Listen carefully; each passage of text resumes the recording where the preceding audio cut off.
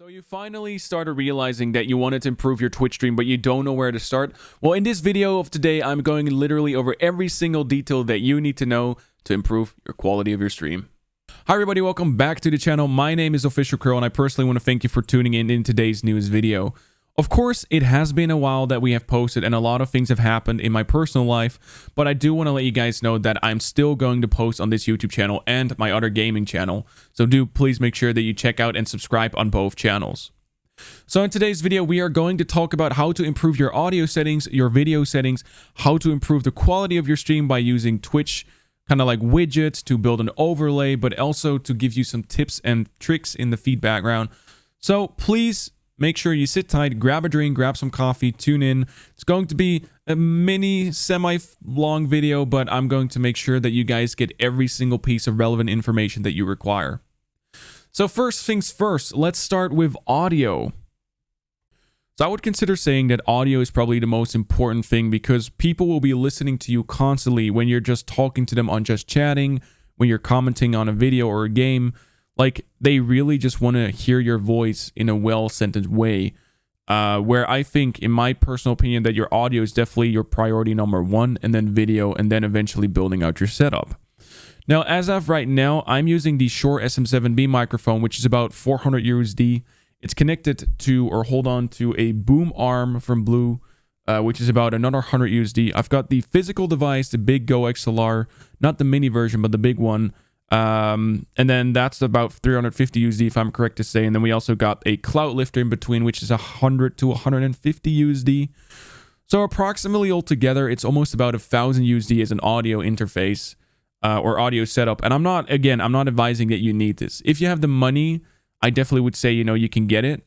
I wouldn't advise it because if you're just starting out on Twitch or YouTube, it's definitely not something that you want to invest in like right away. Because yes, this gives an incredible quality, but this is not going to get you better views, whether you use an Elgato Wave 3, a Blue Yeti, or basically the Shure SM7B.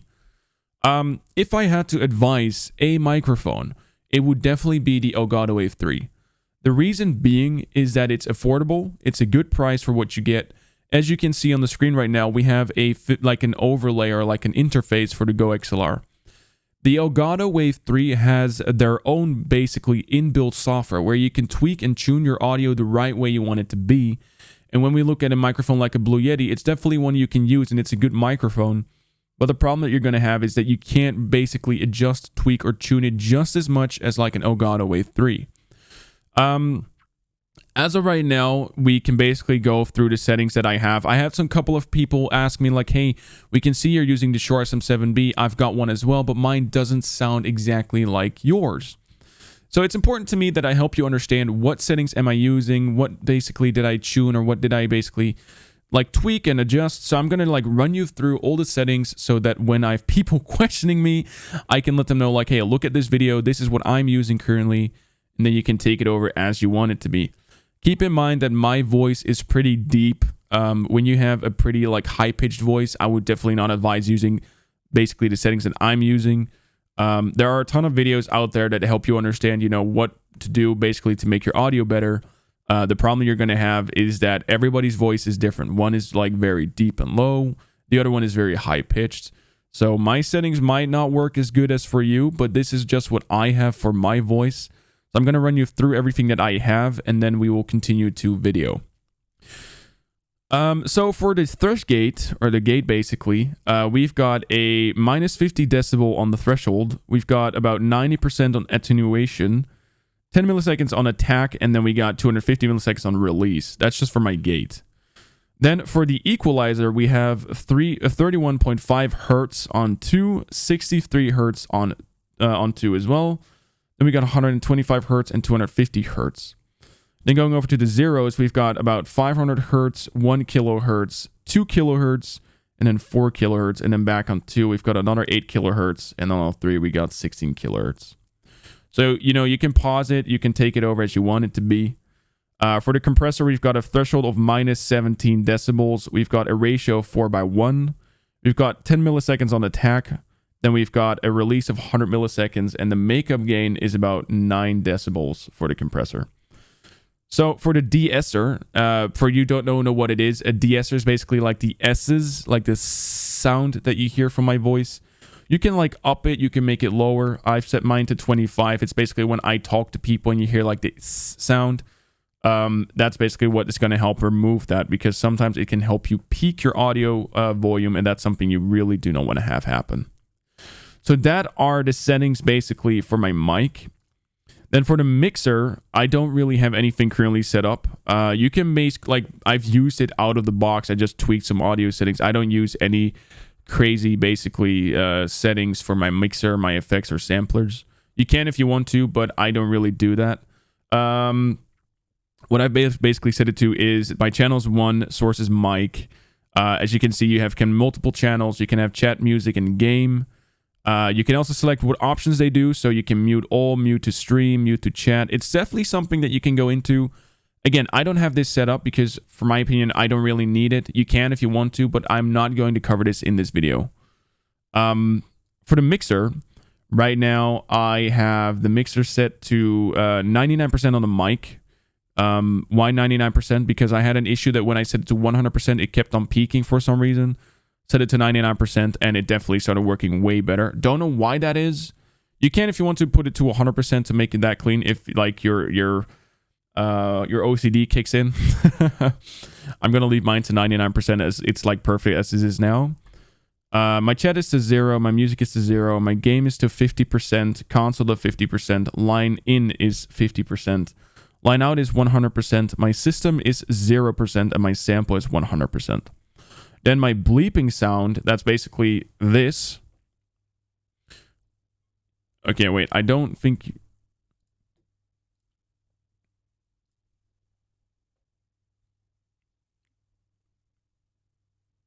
So my mic is 99%, the chat is 0%, the music is 0%, then the game is 50%, console is 50%, line in is 50%, line out is 100%, my system is 0%, and the sample is 100%.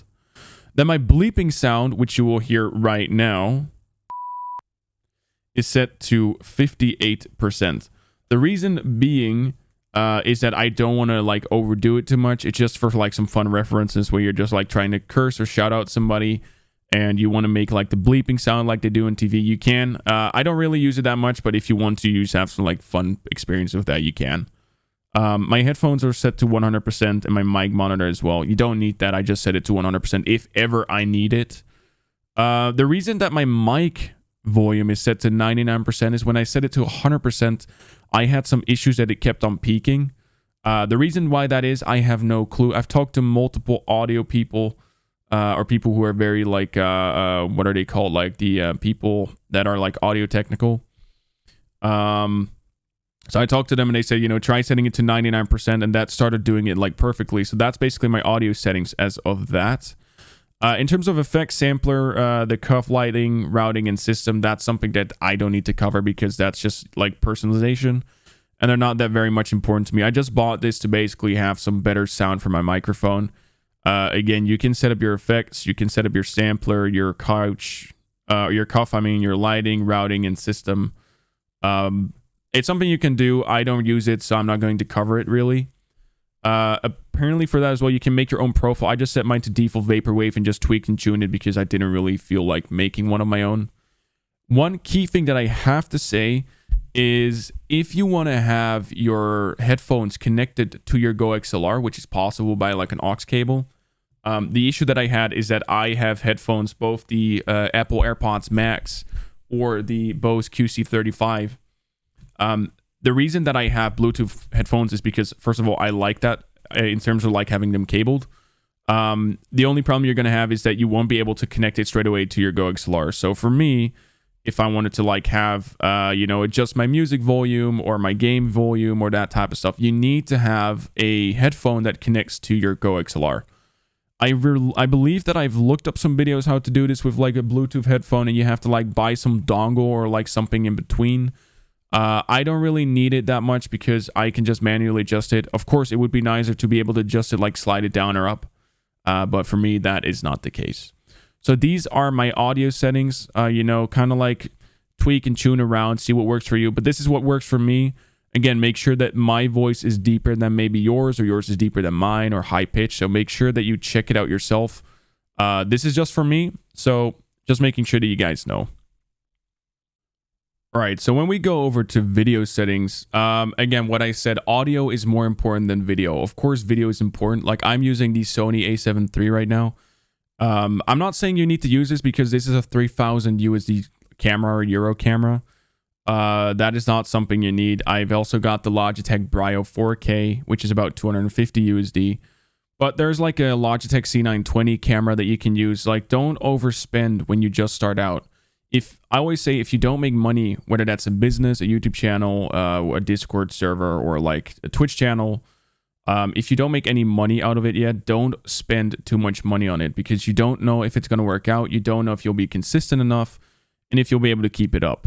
So please spend wisely. It's not my money, so of course you can buy whatever you like, but my advice would, don't overspend. Start off cheap, and eventually what I would like to do is, you know, when you're starting to stream, which we'll go over later, and you set up a donation goal and you're like, hey, I would love to, you know, get a camera once, like the A5100 from Sony is definitely one of, like, I think 300 to 500 USD.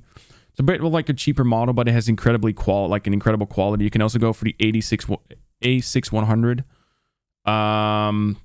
Those, like the A6000 series or the A5000 series, are incredibly good for like quality wise. So please don't overspend. But as I'm doing YouTube and Twitch for a very long time, and it's definitely something I want to be successful in, like investing into my audio and my video quality for a camera like that is definitely something you can do, but it's not my advice that you do this yourself. Getting back, so as I'm using an ultra wide monitor, it might look a bit different for you. I've tried setting it up a bit smaller, but it didn't really work out. So we'll just do it this way. And if it's not workable, then we'll definitely go over like some changes along the way. Maybe make a new video just on video or audio just itself. So in terms of starting out on OBS, mainly what you'll see is you'll see the same screen I'm looking at. It might be, again, a bit smaller to you because my monitor is 5K, like 5120 by 3840 or something. I don't know the exact resolution, but yours might be 1920 by 1080 or 2540 by something else. Anyway, getting back. So when you start OBS, it will look pretty much clean, blank. You won't see anything. I'm going to quickly go over some things that you will like help you understand. So the main canvas that we're looking at, you can see my camera, you can see my screen. I've put some like overlay in the back just to kind of like fill in the blank spots. When you start out on OBS, it will be completely pitch black for you. I've tried setting up like a new profile so you can see yourself, but it didn't really work out that well, so we'll just do it this way. So we're going to focus on three main things. One of the things being the blank canvas. So for you, you won't see anything here, but it will like be pitch black. Then on the left, we got sources and scenes. So the first thing we want to do is understand what exactly are scenes, what are sources, and what can we do with the blank canvas. So your scenes are going to be the situations that when you are, for example, playing a game, you switch over to in-game. When you're out of the game, like just chatting, or to like your interval scene, you know, when you just want to like catch on with your people or your audience. Scenes are there to switch over from one scene to another. So let's say I am playing League of Legends as an example game, and I am like waiting to get in game. I'll go to my out of game screen, my interval, where I talk to my chat. And then when I want to switch scenes to going over to, you know, something like in game, which I can show you. If I add a scene and we say like in game, for example, it will be pitch black because I haven't added any sources. Now we can add multiple sources, like we can say out of game or client. So when we are, for example, out of the game and we are currently looking at a blank canvas, when we go back to, you know, we're going in-game for League of Legends and I click on in-game, it switches to a different scene. And then when I switch to the 𝐂𝐎𝐍𝐶𝐒, you can see we get back on this screen. So the reason the scenes are set up like that is you can switch scenes, and then once you add sources, you can basically tweak and personalize it the way you want it to be.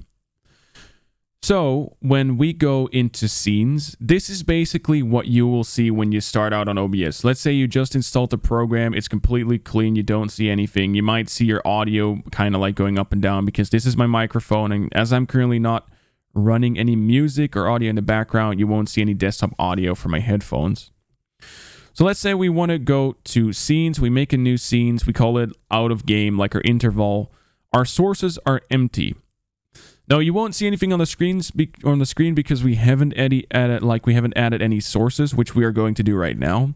So when we right click on this tab, or we click the little plus icon at the bottom, you can see you can add a numerous amount of things. Now, right now I'm going through some things that help you understand what exactly things are. So audio input capture basically shows the input that you're capturing from your audio, your microphone. The same going for the output, which would be your headphones. So input microphone, output headphones. Then your browser, that is something that you'll understand along the way. Let's say we need to add a alert box. Whenever somebody donates, follows our Twitch stream, or subscribes to our channel when we're in that category, the alert box, as an example, basically shows you the alerts on your screen. When somebody follows, you want to know, okay, when did somebody follow me? Because if you don't have any widgets set up and people follow you, you don't know when they do. You don't get like any pop-up that says that they follow you. So when we click browser, you can add like a URL, like a link to an external page. That could be like a website, that could be a YouTube video, that could be setting up your alerts or your widgets. That's something we'll cover like later on in the video. Color source, basically it shows you that you can grab a color from anything on the screen. So if I wanted to know like a hex color, for example, I can click it and then drag my mouse over to what I wanted to find out what color or hex code it has. The display capture shows you basically your screen, which we can show. If I click display capture, you can see my entire monitor. It's not something I recommend using because sometimes that gives some glitches. That's why we use the window capture, which we'll get back into a second. A game capture basically shows you what game you want to capture. So if I'm playing League of Legends, I click game capture, I click League, the client, or in-game, and then it's going to show it on this canvas. As I'm not running any game currently, it's not something I can show. The images speaks for itself. You can upload an image to your Twitch stream if you wanted to. Image slideshow, you can select multiple images that basically show one after another. The media source is mainly used for videos. So let's say I'm running a video, not like YouTube wise, but if I'm running a video locally on my desktop, like an MP4, an MKV file, I can click on media source. I can put on the destination where I have that file, and then it shows on stream. By scene, you can add a scene that is created. So I can add, for example, like the 𝐂𝐲_XLR, the in-game or out-game scene. And it basically shows whatever you put in that scene, it will grab it and then put it on this current scene. So it's like duplicating a scene, basically. So GDI plus or text is basically you can write text on your screen. I don't really recommend doing this. You can, but it's the fonts on OBS and similar to word art from Microsoft, for example, are terrible ideas to put on stream because they don't look as good or professional as you want it to be. Again, it's not my Twitch stream. You can basically personalize it the way you want it to be, but I would not advise using this. Video capture device. One of the most important things is going to be your camera. Now, as you can see, my camera is completely zoomed in. If you have this issue as well, all you got to do is right-click the camera, go to transform, and then go to stretch the screen or fit the screen. And you can see it basically covers the screen again. So your video capture device or your camera or webcam in this case is going to be one of the most important tools if your stream has like a webcam or a camera. Now, if we go to one of the last options, which is the window capture, which is another one that's very important, is when we click window capture, we can basically show anything on our OBS that shows, I currently don't have any windows open, but it can show your web browser. It can show any game you're playing, anything that you want to show as a tab. Like as I'm running OBS, I can show my 𝐂𝐲_XLR audio interface. I can go to my websites that I want to show. I can show literally anything that's running on my computer. Now, if we go all the way to grouping things, let's say I have a camera and I have a webcam and I have a scene that I basically want to collab. What I do is I will group this. So transform, we add group. We call it, let's say we have like a webcam and we have like XYZ things that have to do with the camera. I make a group, I call it camera, and I just drag it in there. So if I have like multiple sources that I want to put in one group, instead of like having everything like just below each other, which is kind of not like ordering it well, what you have to do is make a group, put it in there, and you can like fold it out or fold it in. So that's basically how grouping works. And then like deprecated, you can add another free type 2 text. It's definitely something I don't use, will probably not ever use in my life. But yeah, those are like the important things for like video. Or for sources, scenes, and how OBS works. Then as our audio mixer, you can see we have a few channels. We've got the desktop audio, which is linked to my headphones. Currently they're offline, so they don't show.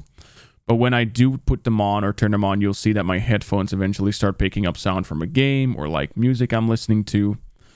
Then the mic or the aux speaks for itself. It's the microphone. And then it also captures the audio from my camera. But as I've turned this off, I can right-click it and hide any irrelevant channels that I don't need.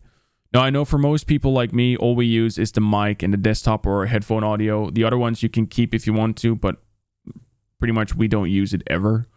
So I like turn them off or mute them, and then I hide them so they're basically out of the way.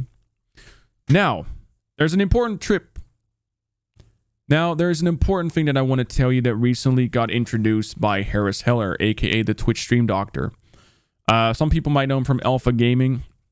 No, I know it's called Senpai Gaming. They recently, some time ago, they rebranded from Alpha Gaming to Senpai Gaming.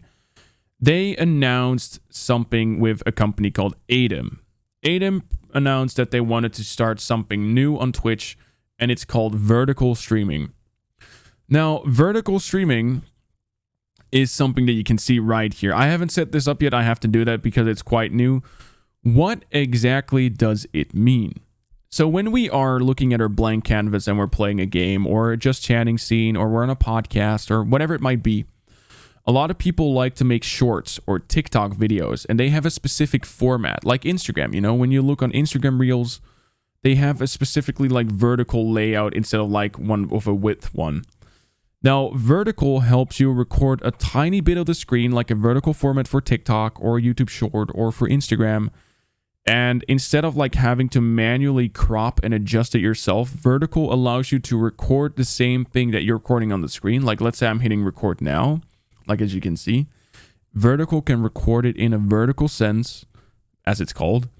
And then you can like right away post it on YouTube Shorts, on Instagram or TikTok, so you don't have to do any manually adjusting parts. It also helps like getting clips that you want to keep in that like vertical resolution. So vertical is something I highly adjust. If you want to like grow on TikTok, on YouTube Shorts, or on Instagram, vertical is the one way to go. It's definitely one of the tools I'll be using and have used in the past for a very long time. It's incredibly easy to set up. It's incredibly relevant and efficient for using like growing your audience.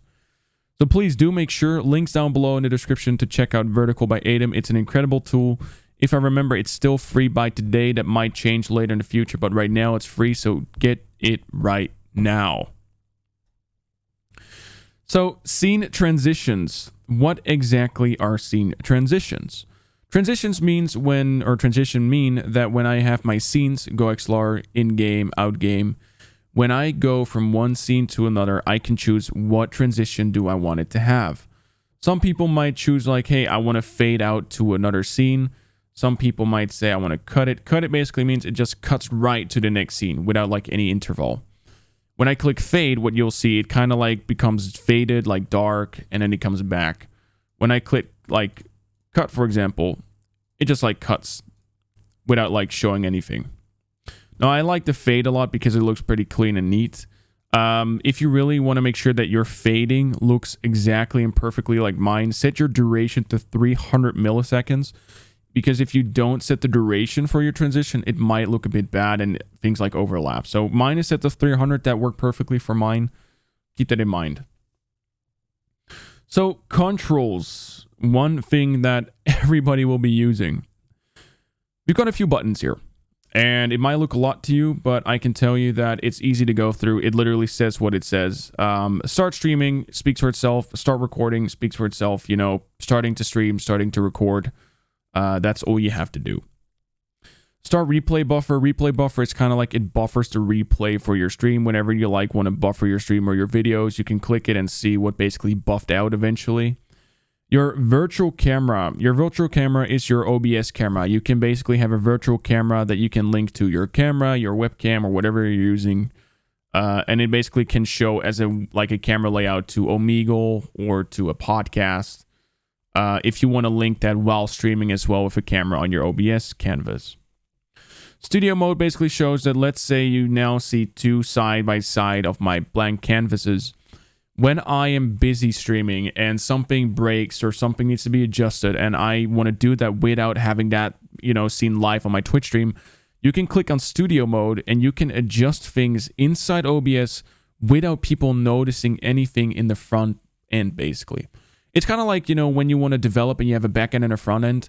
Front end shows visually and live, a back end doesn't show, and it just happens in the background. So let's say I want to add something, and let's say I want to, change my camera direction or want to put an image that I don't mainly want to have people see live adjusted. I can click on studio mode, make it like I want it to be, and then basically click studio mode off again, and then everything shows exactly how I wanted it to be without people having to see me adjust it manually. Right, so the settings have been covered. We're going over to the settings inside OBS, and we also have the backend settings we will go into in a second. The vertical sources is something you don't have by default. When you install 𝐴DM's add-on or plugin, you get the vertical sources, and it basically means what do you want to have as sources on your vertical layout. So it might be your game and your camera or a window capture or something. That's something you have to figure out yourself. There's a lot of videos on 𝐴DM. I'm not going to cover 𝐴DM right now. Might do a separate video on that, but right now I'm not going to. It's not something I think we need. So on the left top corner, we've got File, Edit, View, Docs, Profile, Scene Collection, Tools, and Help. Now, when we click on File, we can show where our recordings are, where our Remux recordings are, our settings folder, and Profile folder. Two settings in here that I mainly use are my show recordings. It mainly helps me that if I need to find a recording that I recorded on OBS, I click show recordings and I see every single file where it's basically recorded to. Then the settings is probably your number one priority, your basically your one option to go to. It's basically the settings for OBS, how you want things to go and be like. We are going to cover that in a second, so don't worry, we're not going over that right now. Edit is something you can use. I barely use this. My view, my docs, I don't use this at all. Scene collection, don't really use that. Tools is definitely something we'll look into, and then you got to help. All I use help for is either my logs, my crash reports, or my updates. For the rest, I don't use anything for it. So tools. This is where video options come in. A lot of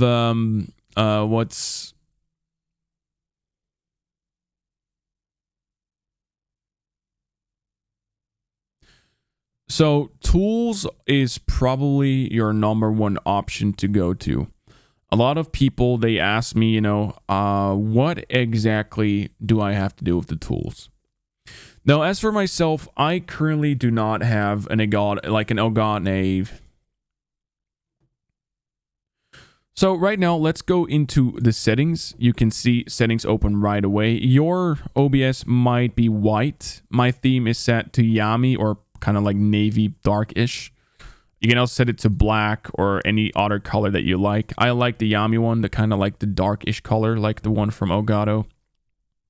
So right now we look at general. In general, we don't really need to adjust anything. I at least haven't adjusted any single part in here. It's something you can choose for. I don't need it. I barely use this as well. Stream. This is an important tool. When you are looking in... So when we look at stream, this is probably your number one go-to when you want to become a Twitch streamer, a Facebook gaming, if that's still a thing. Kick.com is one of the newer kind of like streaming channels that are platforms that are coming out. And then we also got YouTube. So stream basically means that when you want to stream to a specific platform, and in this video that's going to be Twitch, we go to stream, service, and then we click whatever is relevant for us. So you can click Twitch, YouTube, Facebook Live, Restream, Twitter, and you can also have your custom like Kick.com or anything you like. For now, we are going to click Twitch. I already have done so. Just click Twitch. Then it says server auto recommended. As I live in the Netherlands, mine would be going to the Netherlands. You can also just set it to auto. It picks out the best one for you. Now, there are two things you can do. You can disconnect, or you can connect your Twitch account, and it basically gives you a pop-up that you log in with your Twitch account. Or you can go to twitch.com, go to your video producer area, get your Twitch stream key, and put it in manually. I, however, recommend just logging in with your Twitch account. It's way easier, way more relevant, and you don't have the issue to constantly, whenever it occurs, to have to like manually put in your key. Then we also got enable bandwidth test mode, Twitch chat add-ons. I don't use anything of this currently. You can if you want to. I don't do that. When we go to the output, so this is something that is important for streamers. When we think about output and streaming for the bit rates, the more bit rate you have and can have, depending on your bandwidth and your network connection, the better your quality of your stream is going to be. Now, my video bitrate is set to 6,000 KB per second, and that means that 6,000 is the limit unless you become a Twitch partner at one day, and you can have it up to, I believe it was 7,500. The reason I have it to set to 6,000 KB per second is because I have a gigabyte network. I can run even more if I wanted to, but as I'm limited to 6,000 KB per second, this is something I'm going onto. Because I want my stream or my videos to be as best as quality-wise possible. My audio bitrate is set to 320. You can have it to lower or higher depending what you like. Another thing is also that, you know, depending on your network, if you got a very terrible network, this is definitely not something you want to do. You want to lower your bitrate, then you want to lower your video bitrate as well. Just make sure that you check how well your connection and your download and upload speed are. When they're very like around 500 to minus, for example, 1,000 MB per second, but yours might be lower. So make sure that you check that, and then accordingly, I'll show you a little trick that helps you set this if you don't know how to. So your encoder preset is basically you can like if you've got like a crazy incredible computer and a network, you can set it to to the slowest, has like the best quality. Of course, this is definitely going to consume and like take all your resources by far. I would definitely recommend using P5, which is what I'm using. Currently, I'm running an RTX 3080 with a Intel i9 12 Gen. I've got about, I believe, 256 gigs of DDR5, and I've got about a 1 terabyte SSD in there. This is not something, again, that you need for streaming or YouTube. Just make sure that you choose what's relevant for your computer. If you're like on a budget PC or like a high-end like mine, you really have to kind of like dig into this. I'm going to show you one option that you want to use basically later on, and it's going to help you like very far in the future.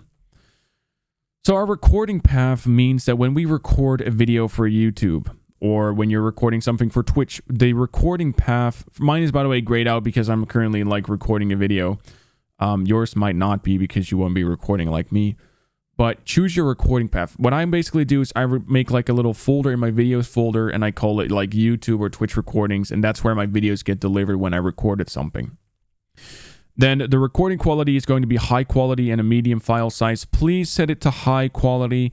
Don't set it to like tremendous or like incredibly high, because your videos become incredibly big. I once wanted to try it out, and I remember I recorded an hour video of like streaming The Forest or Sons of the Forest. My video became over 400 gigs as having like a 1 to 2 terabyte like drive that's going to take like almost like 25% by one video. Don't do this. You don't need it. High quality medium file size is already incredible. My recording format, you can set it to either MP4 or MKV. I remember and I believe that MKV provides you with better quality, and it prevents you that if your recording crashes or your stream stops working or something like that, you are still able to generate your MKV file. And when you have set it to MP4 or something else, there is a possible solution or way that you will lose your file.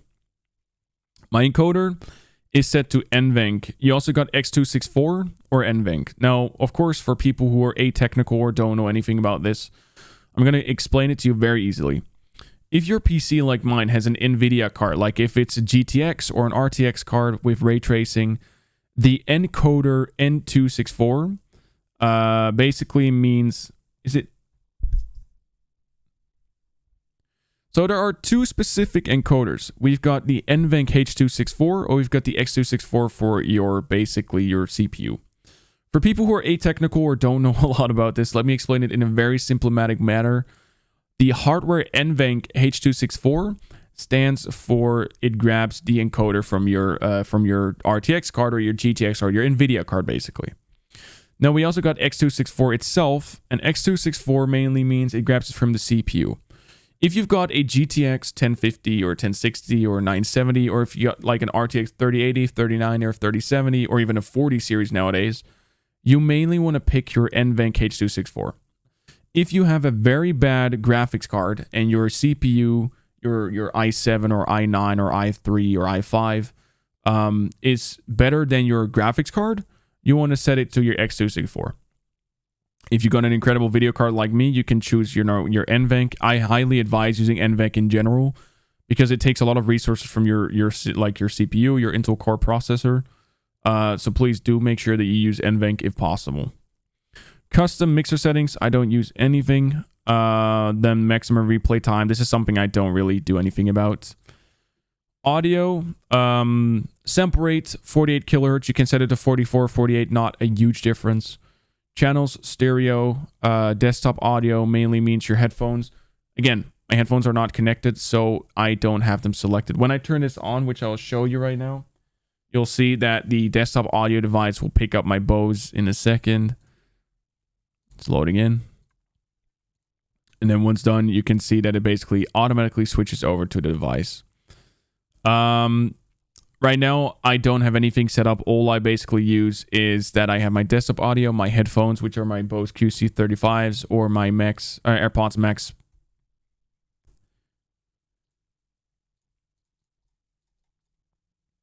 So for audio, we are going to look at a 48 kilohertz and a stereo channel. You can set it to 44 for a sample rate. There's not like a huge difference. For desktop audio, it mainly means that it will pick up your headphones. For me, that's either my Bose QC35 Comfort Zones or my AirPods Pro Max. Or the AirPods Max, I mean. Of course, right now it doesn't show because my headphones are not turned on and connected to my PC. Once I do that, you can see you can select it from basically your settings. You can see that it has like a bunch of things in here. But for me, it's going to be my QC35 Boses. Desktop audio 2, I don't use anything. My mic's auxiliary audio is going to be my chat mic. For my channel, have a 𝐂𝐎𝐍. So for me, it's going to be chat mic or sample. It's going to be my audio interface, and the rest, I don't really do anything about this. It's just selecting what your audio devices are. Video, however, is very important. My ratio or base resolution is going to be 1920 by 1080 with an aspect of 69. And then my output scaled resolution is also going to be 1920 by 1080, or my aspect ratio is going to be 16 and 9. Then my downscale filter is going to be resolutions match and no downscaling required. And I have a 60 consumer FPS value. I just want to have like a consistent 60 FPS per second. It's going to be like a lot more cleaner. You can like take over my settings if you want to. For my hotkeys, all I use is start recording and stop recording for my numpad. So when I record a video or go to stream, I basically hit something on my keyboard and it starts the streaming or start the recording, so I don't have to manually click the button. Again, this is like personal stuff. You can choose if you want to use this or not. That is something up to you. And then the accessibility in advanced, I don't really do anything about this. I've left it as is. You can change it if you want to. I don't use it. But yeah, that's going to be as of the settings for this video. So for me, you know, I mainly use Photoshop or Canva, or I use other things like Paint to build overlays because I love experimenting with my own elements. Now, of course, you can go to Fiverr.com, bdan.com, and you can have like a designer build you like a $10, $15, $50, or $100. Even it depends how much you want to invest in your design. However, for me, I've always been a minimalistic guy. I don't like the whole crazy flaming borders and crazy overlays. If you're really into that, of course, be my guest, do your thing. But for me, I love experimenting with my own. Now, I've done this a lot in the past, and I've done this with friends as well, is to build your own overlay. And mainly what I use with elements is like I put my overlays on the black canvas in Paint, and the same going for my camera borders. So I build something around the elements that I have. And that so far in Paint or in Canva or Photoshop has definitely worked out very easily. And I just love building my own things. But again, be my guest if you really want to go full out on a design. You can. I'm not holding you back. But for the people who don't want to spend money or people who are on a budget, you know, this is definitely something you can use to your advantage. It's mainly for people who are very minimalistic, but I'm not like all into crazy overlays, if I may call it like that. Very simply said, if you want to have like a border for your overlay, all you have to do is just like make like an overlay for your camera. Make sure that you fit it as well, because of course that is important. But a nice thing that you can do in that regard is, let's say we unlock our camera, we put it over here, we make it smaller because our camera is quite big right now. We can put it in the side here, and then all I have to do is drag the corners so it fits around my camera, like almost like that. It's very difficult to do this while looking at my camera as well, so bear with me. So, see, there you go. Oh, almost. Boom. About like that, you know. I've got like a camera border around me right now. You can make it as good or as bad as you want to be. Of course, I'm doing this very like roughly and easy. You can take your time and build it out yourself. But I love doing this, you know. I love just looking at, you know, my blank canvas, building things on Paint or Canva, and it really makes it fun as well to build your own things. What I've done in the past is I would grab like, if I had a wide lens, like my Logitech Brio 4K is pretty wide angled. I'm going to show you something that will probably blow your mind, and it's going to definitely look amazing. So right now it looks very easily set up. You can put your gaming scene here. You can put your camera, your border like how I have it currently. I'm going to show you one thing, how I created something incredibly nice just by using Paint, and I'm going to show it to you right now. Hey guys, so right now this is like a very simplified matter that I created, and there's a reference that I wanted to show you on the screen right now that you might be able to see. This is exactly what I was like recreating. So you can see you got Harris Heller having like this white background on the top, white background on the bottom, like the bars has like the red lines to kind of define it. The same going for his like display capture or his screen at the right bottom corner. Then we've got a widget which is called now playing from pixelchat.tv, which I'll link down in the description for you guys on the left, which is like it's like an overlay, an auto widget that shows what is playing on your Spotify. And then we also got the logo in the middle, a counter, I think, for YouTube down below, and then his social Twitter feed in the bottom. So it's very simplified. Of course, again, you can make it as crazy or as good as you want it to be. For me, this is just something that, you know, took me maybe 5 minutes of time. These are literally just elements all together. Now, it's going to be funny because on the screen right now, all you see is the widget on the left top corner, which shows, you know, that Take Me Home Country Road from John Denver is playing. It's the same widget that I'm using currently that Harris Heller has as well. At the bottom, there's like a white background with some darkening in there. It's literally a white block. I'm not even joking. I'm going to show you right now. This, as you can see, is just one white block. I put one white block on top. I put one white block at the bottom. I have downscaled them so small that I made out of this white block a red block line. The same going for at the bottom. I made a square with these lines as well to outline my monitor. And then my webcam, which is the Logitech Brio 4K, it's a wide camera. So the same going for Harris Heller in the background, as you can see. This guy's using a wide zoomed camera, like a lens. Now, I don't have a wide lens, so otherwise I would be using my Sony. But as I'm using a Logitech Brio 4K, 4K being the resolution for it, you can see that it literally takes me 5 minutes to build an overlay that looks quite like decently good for Twitch streaming, and it's very minimal. I don't like the whole crazy shebang things. And again, you can make it as beautiful or as minimal or as even as ugly as you like. But this took me minimal effort to what I wanted to build. And, you know, you can put in overlays and widgets. Like when I, you know, swap a song out right now to, let's say, let's listen to, you know, some Martin Garrix on the line. You'll see at the left top corner that when I start playing a new song, this widget will just stop, and then it, you know, it goes over to Martin Garrix. So again, be as creative, be as fun with creating your thing. Again, you can buy a designer and let them do it for you, of course. But the nice thing about this right now, I have gathered these elements just from like one Google search. Find like wide block, transparent border. It is that incredibly easy. And one thing that you can do is when you have a camera like the Logitech, right, for example, and what happens with the Logitech Brio 4K is that a lot of colors are getting grayed out or filtered out and they don't look as good. Something called a filter, or an LUT, a LUT filter, as we speak of. I've got a very big folder full of all sorts of LUTs that you can adjust to your camera to adjust the lighting, adjust the brightness. It shows maybe some more beautiful colors.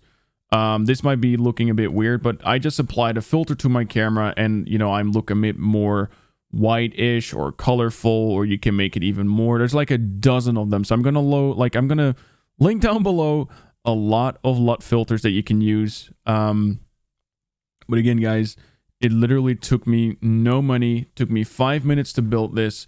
You can use this as is. Of course, yours might look a bit different than mine.